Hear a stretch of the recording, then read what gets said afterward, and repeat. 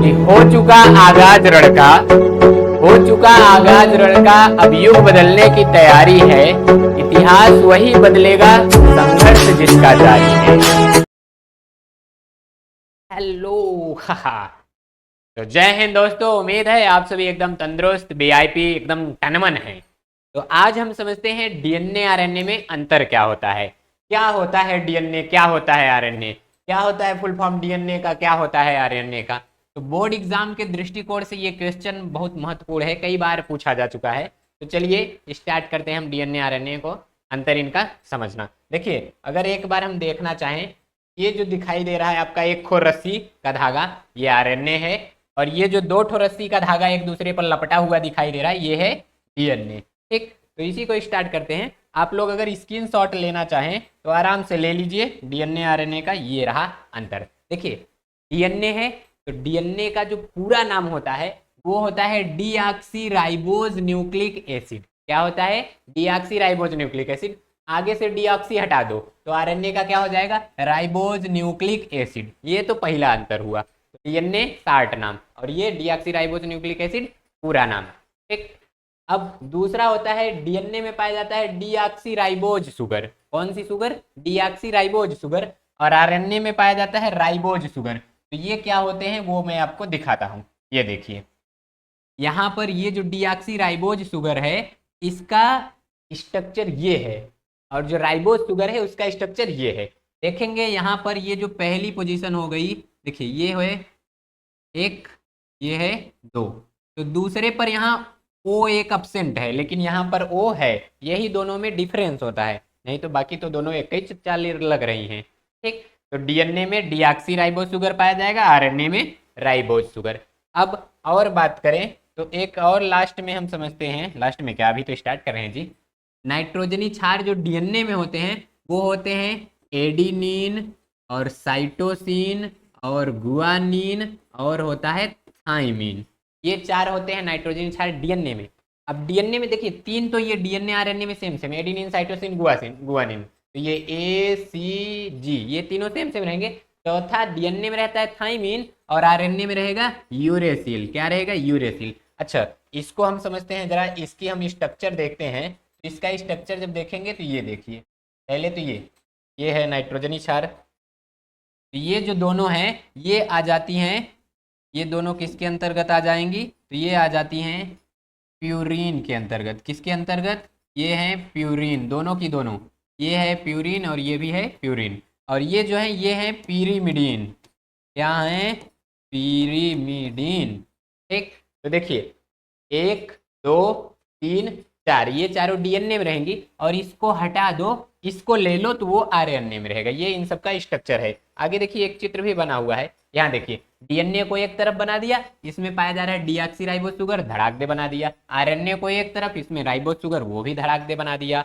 और तो डीएनए में नाइट्रोजन क्षार कौन सा पाया जाएगा? थाइमिन। बाकी तीन तो सेम में दोनों में। और आरएनए में क्या पाया जाएगा? यूरेसिल। बाकी ये जो तीनों हैं ये दोनों में कॉमन रहेंगे।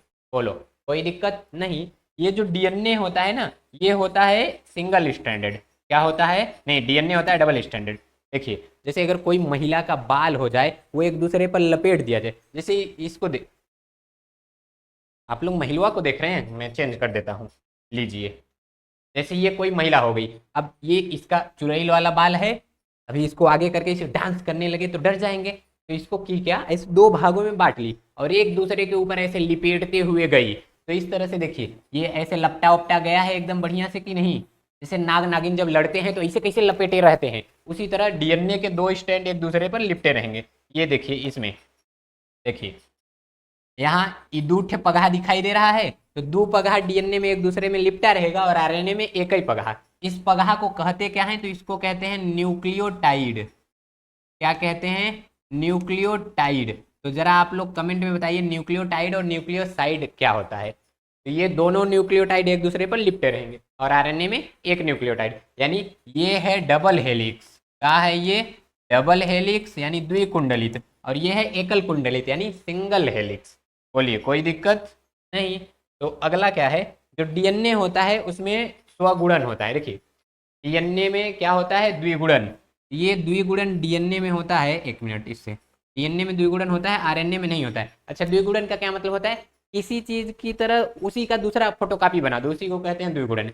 जैसे कोई लड़की है, फोटोकॉपी कर दिए, चुड़ैल बन गई, तो उसका ठीक फोटोकॉपी बन गया, इसको कहते हैं द्विगुणन। ये मैं पेन लिया हूँ, इसका फोटोकॉपी कर दो, इसको कहेंगे पेन का द्विगुणन। तो डीएनए में द्विगुणन यानी रिप्लीकेशन या डुप्लीकेशन होता है, लेकिन आरएनए में नहीं होता है। अगला ये देखो, जो डीएनए है ये पाया कहाँ जाता है? तो ये न्यूक्लियस में पाया जाएगा, केंद्रक में, माइटोकांड्रिया में पाया जाएगा और लवक में पाया जाता है। लेकिन आरएनए कहाँ पाया जाएगा? केवल साइटोप्लाज्म में। साइटोप्लाज्म को हिंदी में क्या कहते हैं?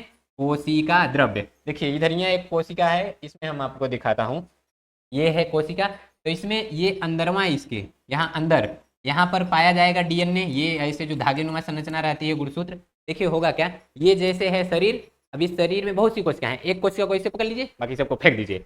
अब उस कोशिका को जूम करेंगे, वो इस तरह से दिखाई देगा। अब इसमें ये देखिए दिखाई दे रहा है न्यूक्लियस।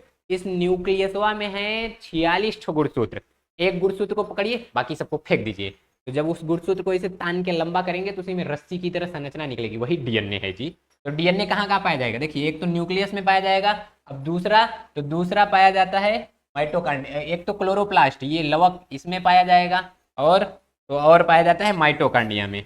ये डीएनए माइटोकांड्रिया में पाया जाएगा, लवक में पाया जाएगा और न्यूक्लियस में पाया जाता है। लेकिन जो आरएनए है वो यहाँ कोशिका द्रव्य में, इधर यहाँ ऐसे ऐसे छिटका मिटका रहता है, ऐसे ऐसे। तो ये क्या है?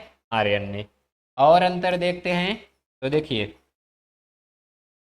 अगला है, ये जो डीएनए है ना, ये अनुवंशिक पदार्थ है। अनुवंशिक लगभग सभी जीवों का क्या है? अनुवंशिक पदार्थ। और ये जो आरएनए है ये जीवाणु यानी बैक्टीरिया हो गया, वायरस यानी विषाणु हो गया, बैक्टीरियोफेज यानी जीवाणु भोजी हो गया, इसका अनुवंशिक पदार्थ है। अनुवंशिक पदार्थ होता क्या है? जो लक्षणों की वंशागति कराए, यानी जो खानदानी लक्षण को दूसरे वंश में भेज दे। जैसे माता पिता के हाथ में 5 उंगलियां होती हैं, पैर में 5 उंगलियां होती हैं, 2 आंख होते हैं, नुकरा होता है, मुंह होता है, दांत होता है, ये सब बनाने की जो सूचना है इसी की वंशागति, मतलब अगले पीढ़ी में ले गया। अब पता चला तनी किसी में गड़बड़ी आ गया, अब किसी लड़की का 3 हाथ बना दिया, दांत तो बाहर निकाल दिया, और ये जो पैर वैर हैं टेन टाण ऐसे ऐसे कर दिया, तो वो बेचारी एक तो चुड़ैल है, दूसरा पिशाचिन बन गई वो। तो ये क्या है? अनुवंशिक पदार्थ जो होता है सभी जीवों में लगभग डीएनए होता है, कुछ को छोड़कर। जैसे में जीवाणु, वायरस, बैक्टीरियो भोजी, तो इसमें क्या हो जाएगा? आरएनए। ठीक। अच्छा, डीएनए का काम क्या होता है? तो डीएनए का काम होता है अनुवंशिक लक्षणों की वंशागति कराना। क्या? अनुवंशिक लक्षण की वंशागति। आरएनए का क्या काम होगा? तो आरएनए का काम होता है प्रोटीन संश्लेषण करना। बस बोर्ड एग्जाम में आपको 3 नंबर का देगा 6 अंतर, और मैं यहाँ देखिए आपको 7-8 अंतर बता दिया हूँ, आराम से लिखिएगा। तो एक स्क्रीनशॉट। ठीक, तो हम लोग स्टार्टिंग से क्या देखे हैं? देखिए पहले तो टॉपिक पढ़े डीएनए आरएनए में अंतर, फिर यहाँ देखिए डीएनए ये है, इसमें 4 तरह के नाइट्रोजन क्षार पाए जाएंगे, लास्ट में कौन? थायमिन। कौन? थायमिन। किधर है जी? ये थायमिन दिखाई दे रहा है बढ़िया से कि नहीं? और इसमें आरएनए में यूरेसिल। डीएनए डबल स्टैंडर्ड है, यानी 2 पगहा एक दूसरे पर लपटा रहेगा, आरएनए में एक ही रहेगा, अपन मुड़ा उड़ा घुमाता टहरता रहेगा। इसमें डीऑक्सीराइबोस शुगर, उसमें राइबोस शुगर, ये रहेगा। ये तो दोनों का फुल फॉर्म हो गया। ये है डीऑक्सीराइबोस शुगर और राइबोस शुगर, और ये क्या है? नाइट्रोजनी क्षार हैं। ठीक, ये देखिए, तो इसका भी स्क्रीनशॉट ले लीजिए, बढ़िया है।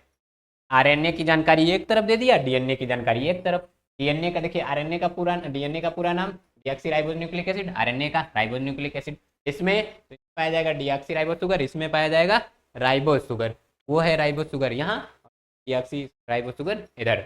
इसमें पाया जाएगा थाइमिन, इसमें पाया जाएगा यूरेसिल, बाकी 3 कॉमन रहेंगे। बोलिए कोई दिक्कत परेशानी नहीं? तो ये आप लोग क्या करिएगा, छाप लीजिए बढ़िया से, स्क्रीनशॉट ले लीजिए, और अगर कहीं किसी टॉपिक में दिक्कत हो, परेशानी हो, तो आप लोग धड़ाधड़ कमेंट करके बताइए, मैं तो हूँ ही उसको अच्छे से समझाने के लिए। तो ठीक है, मिलते हैं अगले वीडियो में, तब तक के लिए जय हिंद।